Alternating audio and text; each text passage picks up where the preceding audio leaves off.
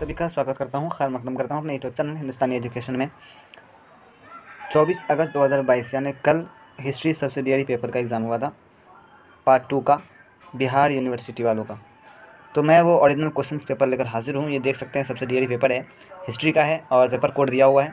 और इसमें आपको सवालात है जो 100 मार्क्स के हैं, ठीक है। और पहला वाले में दिया गया हुआ है कि जितने भी क्वेश्चंस है उसमें आपको सिर्फ 5 क्वेश्चंस का आंसर देने हैं। तो देख सकते हैं आप, पहला क्वेश्चन है, discuss the causes, nature and effects of the first battle of Panipat, यानी पानीपत के प्रथम युद्ध के कारणों, स्वरूप एवं परिणामों की विवेचना कीजिए। ये पहला क्वेश्चन था। और दूसरा क्वेश्चन यहाँ पूछा है कि given an estimate of Humayun as a ruler, यानी एक शासक के रूप में हुमायूं का मूल्यांकन कीजिए।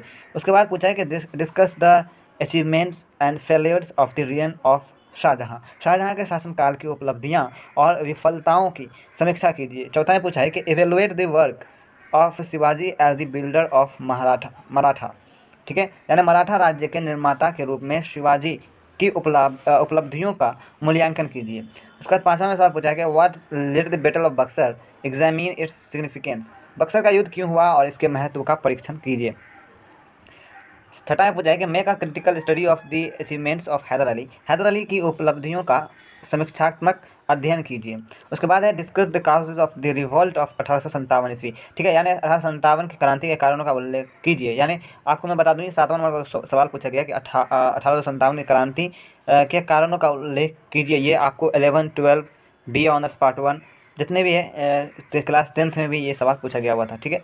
तो ये सवाल बहुत ही इंपॉर्टेंट है। अगर आप जो फर्स्ट ईयर में होंगे और सेकेंड ईयर का एग्ज़ाम देने वाले होंगे, 22 में देंगे सेकेंड ईयर वाले, जो पहले वाले थे, तो उसके लिए यह क्वेश्चन अच्छा होगा। आप लोग इस तरह के क्वेश्चन को अगर याद कर लेते हैं तो बेहतर, आप आसानी से एग्जाम दे पाओगे।